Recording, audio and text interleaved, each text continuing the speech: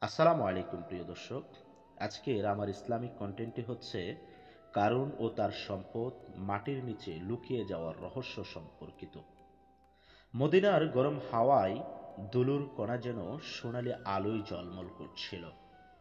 কাহিনী শুরু হয় অনেক আগে, মুসা আলাইহিসসালামের যুগে। বনি ইসরায়েলীদের মধ্যে এক ব্যক্তি ছিল, নাম ছিল তার কারুন। সে ছিল মুসা আলাইহিসসালামের চাচাতো ভাই, কিন্তু চরিত্রে ছিল সম্পূর্ণ বিপরীত। অহংকার, লোভ আর কপটতায় পরিপূর্ণ ছিল সে। কারণ প্রথমে আল্লাহর একজন ধার্মিক বান্দা ছিল। সে তাওরাত পড়ত, নামাজ পড়ত, আবাদত করত। কিন্তু আল্লাহ যখন তাকে বিপুল পরিমাণ সম্পদ দান করলেন, তখন তার হৃদয় বদলে গেল। তার ধনভাণ্ডারের চাবি বহন করতেই কয়েকজন শক্তিশালী লোকের দরকার হতো। সোনার বাক্স, রূপার মুদ্রা, রত্নভরা সিন্দুক, তার বাড়ি যেন ছিল এক অনন্ত ধনভাণ্ডারে পরিপূর্ণ।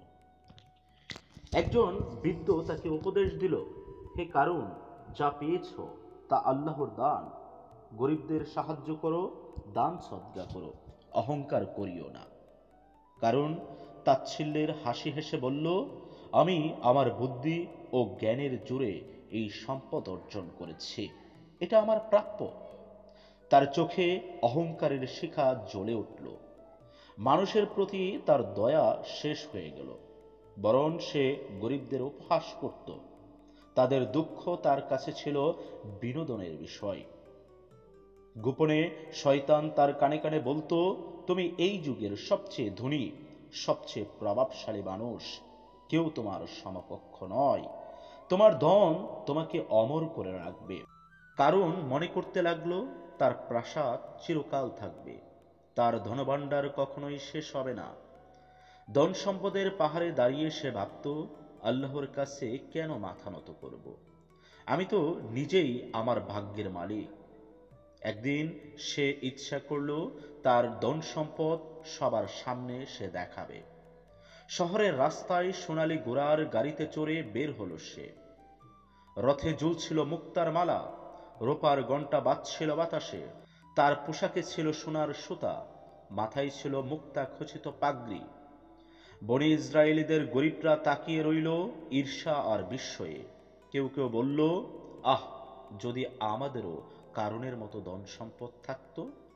কিন্তু কিছু জ্ঞানী লোক ফিসফিস করে বলল, এ তো ধ্বংসের পথে যাচ্ছে। অহংকারের শেষ কখনোই ভালো হয় না। মুসা আলাইহিসসালাম তাকে সতর্ক করলেন, হে কারুন, আল্লাহ তোমাকে পরীক্ষা করছেন। ধন সম্পদ নিয়ে গর্ব করো না, গরিবদের প্রাপ্য দাও, আল্লাহর পথে খরচ করো। কিন্তু কারুন অহংকারের চোখ ফিরিয়ে নিল। সে মুসা আলাইহিসসালামের বিরুদ্ধে ষড়যন্ত্র করতে শুরু করল। গোপনে কিছু লোককে টাকা দিয়ে বলল মুসা আলাইহিসসালামের বিরুদ্ধে মিথ্যা অভিযোগ তুলতে। তার উদ্দেশ্য ছিল আল্লাহর রাসূলকে হাওয়া করা, যাতে মানুষ তার কাছে আসে।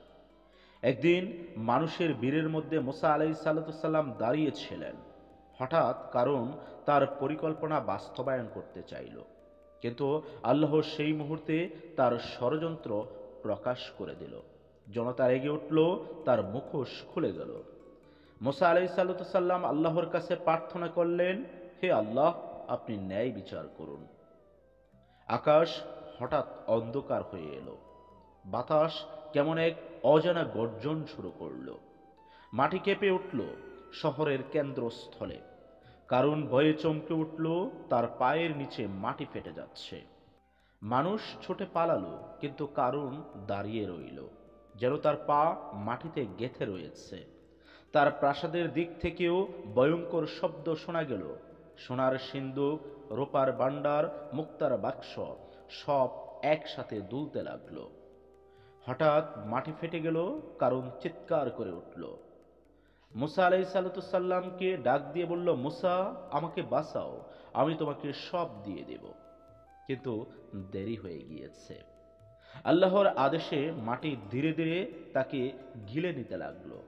প্রথমে তার পা, তারপর কোমর, তারপর বুক, অবশেষে পুরো দেহ মাটির নিচে হারিয়ে গেল। তার প্রাসাদ, তার ধনভাণ্ডার, সোনার রথ সব একসাথে মাটির গর্ভে ডেবে গেল। ধুলোই মিলিয়ে গেল এক যুগের গর্ব। যেখানে কারুনের প্রাসাদ ছিল সেখানে এখন শুধু ফাঁকা মাটি, কিছু ধুলো উঠছে বাতাসে। মানুষ ভয়ে কাঁপছে, কেউ বিশ্বাস করতে পারছে না যে মানুষ গতকাল অহংকারে আকাশ ছুঁয়েছিল, সে আজ মাটির গভীরে চিরতরে হারিয়ে গিয়েছে। এই গল্প থেকে আমরা কি শিক্ষা অর্জন করতে পারলাম? মহান আল্লাহ তাআলা পবিত্র কোরআনে বলেন, আমি তাকে এবং তার গৃহভবন সহ পৃথিবীতে দোষিয়ে দিলাম। আল্লাহর শাস্তি থেকে রক্ষা করার মতো কোনো দল ছিল না তার জন্য, এবং সে নিজেও আত্মরক্ষা করতে সক্ষম ছিল না। কারুনের কাহিনী আজও মনে করিয়ে দেয়, অহংকার, লোভ আর আল্লাহকে ভুলে যাওয়া মানুষের পরিণতি খুবই ভয়াবহ হয়। ধন সম্পদ মানুষের ত্রাণকর্তা নয়, বরং তা হতে পারে ধ্বংসের কারণ।